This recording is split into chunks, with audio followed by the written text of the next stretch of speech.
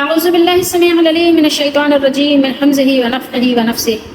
بسم الله الرحمن الرحيم. ربي يسر ولا تعسر وتمم بالخير. ربي زدني علما. قل أرأيتم ما أنزل الله لكم من رزق فجعلتم منه حراما وحلالا قل الله أذن لكم. یہ اصل میں تھا اللہ أذن لكم أم على الله تفترون. یہ ایک ہی آیت مبارکہ ہے، آیت نمبر 59 سورہ یونس ہے، 11واں سپارہ ہے۔ کہہ دیجئے بھلا دیکھو تو اللہ نے تمہارے لیے جو رزق نازل کیا پھر تم نے اس میں سے کچھ حرام اور کچھ حلال ٹھہرا لیا۔ کہہ دیجئے کیا قل یہاں بھی آیا نا، کہہ دیجئے کیا اللہ نے تمہیں یہ حکم دیا ہے یا تم اللہ پر جھوٹ باندھتے ہو؟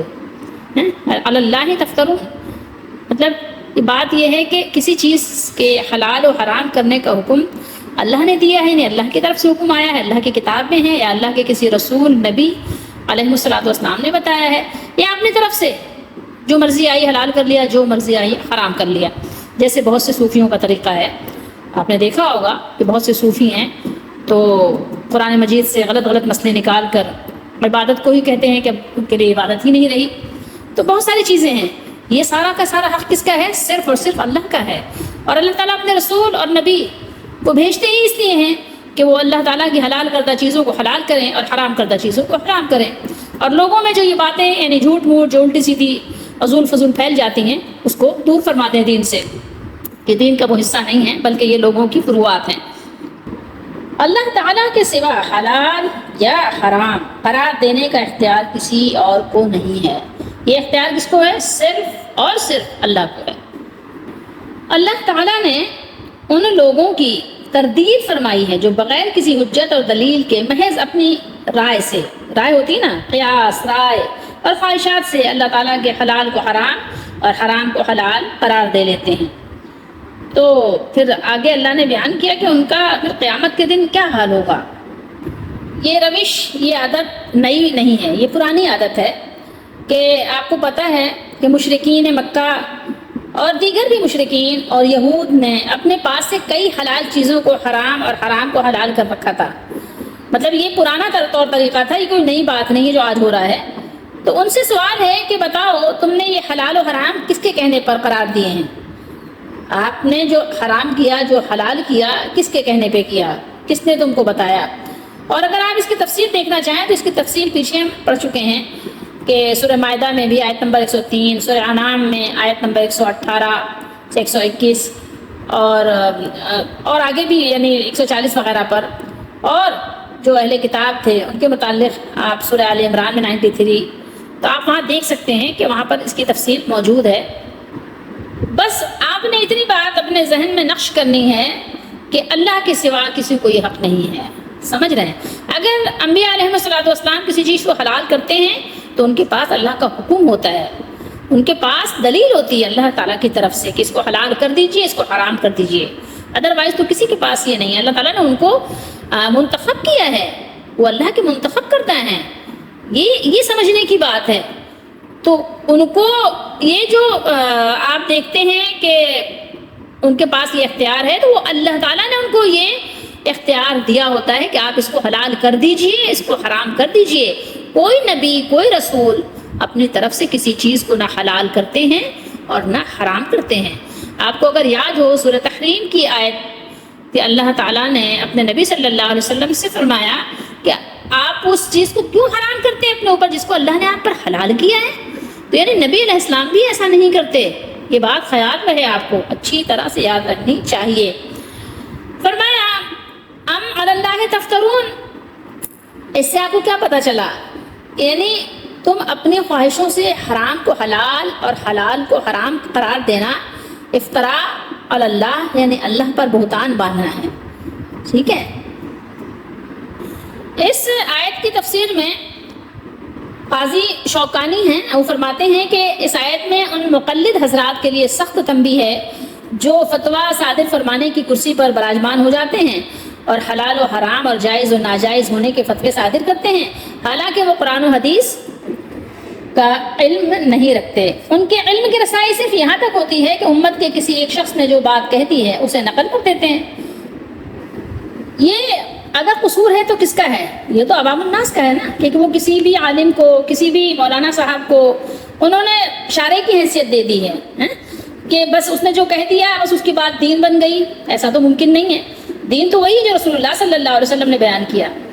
اللہ اس کے رسول کی آپ جو کہنا چاہیے جو بزرگی ہے، ہم انسانوں کے لیے تو ایک حیثیت کا لفظ استعمال کرتے ہیں نا کہ حیثیت، آپ کسی کو شریعت کو نافذ کرنے والے کی حیثیت نہیں دے سکتے، ٹھیک ہے؟ یہ حکم صرف اللہ کا ہے اور وہ اللہ تعالیٰ نے انتخاب کیا ہے رسولوں کو، نبیوں کو، تو یہ کسی اور کا تو معاملہ ہے ہی نہیں نا کہ آپ کتاب و سنت کے جس حکم کو آپ چاہیں کسی مولوی سے آپ رد و بدل کروا لیں۔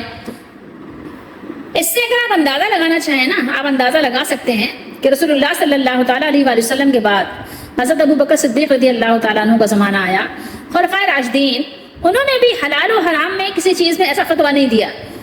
یہ اگر آپ اندازہ لگائیں تو آپ کو اندازہ ہوگا، حالانکہ وہ رسول اللہ صلی اللہ تعالیٰ علیہ وآلہ وسلم کی صحبت میں رہے، صحبت یافتہ تھے۔ جن چیزوں کی ضرورت تھی، ضرورت کے تحت کسی چیز کو، جیسے مثال کے طور پر قرآن مجید کا جمع کرنا، بہت سے لوگ ان باتوں سے نتیجہ نکالتے ہیں کہ صحابہ کرام نے بدعتیں کی، نعوذ باللہ۔ بہت سارے لوگ ان باتوں سے نتیجہ نکالتے ہیں کہ وہ صحابہ کرام کے فتوے اس طرح کے تھے۔ نہیں، صحابہ کرام بہت محتاط رویہ رکھتے تھے۔ یہ قرآن مجید یا رسول اللہ صلی اللہ تعالیٰ علیہ وآلہ وسلم کا بیان ایسا نہیں ہے کہ کوئی اس میں رد و بدل کر سکے، کیونکہ رسول اللہ صلی اللہ علیہ وسلم کا بیان دین کے معاملے میں جتنی باتیں ہیں وہ سب اللہ کی طرف سے ہیں، اس میں کیسے تبدیلی ہو سکتی ہے؟ رسول اللہ صلی اللہ تعالیٰ علیہ وآلہ وسلم سے جب کوئی سوال کرتا تھا، کوئی بات پوچھتا تھا، تو آپ صلی اللہ تعالیٰ علیہ وآلہ وسلم جس بارے میں وحی نہیں آئی ہوتی، آپ خود انتظار فرماتے تھے وحی کا کہ جبریل علیہ السلام یا اللہ تعالیٰ کسی اور طریقے سے پیغام بھیجے، تو پھر آپ صحابہ کو بلا کر ان کو بتاتے تھے کہ بھائی اس معاملے میں یہ مسئلہ ہے، اس معاملے میں یہ ہے، تو آپ صلی اللہ علیہ وسلم خود جلدی سے نہیں بتا دیتے تھے کہ کسی نے پوچھا اور فوراً آپ نے بتا دیا، ایسا نہیں تھا۔ آپ دیکھیں جس بارے میں بھی آسمان سے وحی نہیں آئی ہوتی، آپ صلی اللہ علیہ وسلم خاموشی اختیار فرما لیتے تھے۔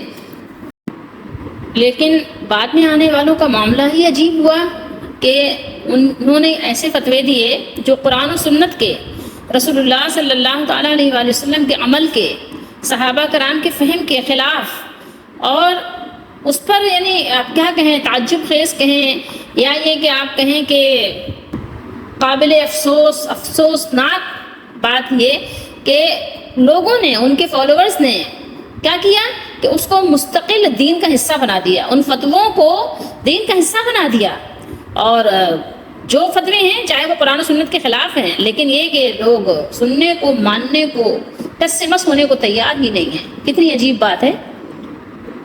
نماز، روزہ، ہر معاملے میں اگر آپ غور کریں گے، دیکھیں گے آپ لوگوں کو کہ وہ اس طرح کی یعنی غلطی، تو آپ اس کو کیا کہیں گے، خلاف ورزی ہے شریعت کی صاف صاف۔ تو انہوں نے اپنے یعنی بنائے ہوئے جو بھی انہوں نے ان کو سمجھا، ایسا نبی کا درجہ دے دیا کہ ان کی رائے کو ایک مستقل شریعت اور قابل عمل دلیل بنا لیا ہے۔ آپ سوچ لیں، غور کر لیں، ٹھیک ہے؟ ہم سب کو ڈرنا چاہیے، اللہ تعالیٰ سے ڈرنا چاہیے اور اپنی فکر کرنی چاہیے۔ آخرت کے معاملے میں بہت زیادہ فکر کرنے کی ضرورت ہے کہ یہ معاملہ کوئی ایسا ہی نہیں ہے کہ جس کو انسان اگنور کر دے، نظر انداز کر دے کہ نہیں یار چلو کوئی بات نہیں ہے۔ یہ دنیاوی معاملات نہیں ہیں، یہ معاملات بہت زیادہ اہم ہیں، اہمیت کے حامل ہیں۔ یہاں پر اللہ تعالیٰ نے تنبیہ فرمائی ہے انسانوں کو، لوگوں کو، ایمان والوں کو کہ دیکھو یہ معاملہ ایسا نہیں ہے کہ جس کو آپ چاہیں حلال کر لیں، جس کو چاہیں حرام کر لیں۔ نہیں، حلال و حرام کے معاملے میں اپنی ذاتی رائے کو دخل آپ نہیں دے سکتے۔ قرآن و سنت کی سند کے بغیر ایسا نہیں کر سکتے کہ جس چیز کو چاہا آپ نے حلال کر لیا، ٹھیک ہے، حلال قرار دے لیا، جس کو چاہا آپ نے حرام کہہ دیا۔ ایسا نہیں ہے، نہ ہی کسی چیز کو اور نہ ہی کسی فعل کو قرآن و سنت کے بغیر آپ ایسا نہیں کر سکتے۔ آپ کو دلیل چاہیے۔ رائے اور قیاس پر یہ معاملات نہیں حل ہوتے۔ ان آیات مبارکہ کو پڑھنے کے بعد بار بار غور کریں، اور اللہ نے قرآن مجید نے بہت سے مقام پر یہ باتیں فرمائی ہیں کہ کسی چیز یا کسی فعل کے حرام یا حلال ہونے کا اصل مدار انسانی رائے پر نہیں ہے، بلکہ وہ خالص اور خالصتاً اللہ تعالیٰ کا حق ہے، اور اللہ تعالیٰ نے اس حق کو نافذ کرنے کے لیے اپنے رسول مبعوث فرمائے ہیں۔ سمجھ رہے ہیں بات کو؟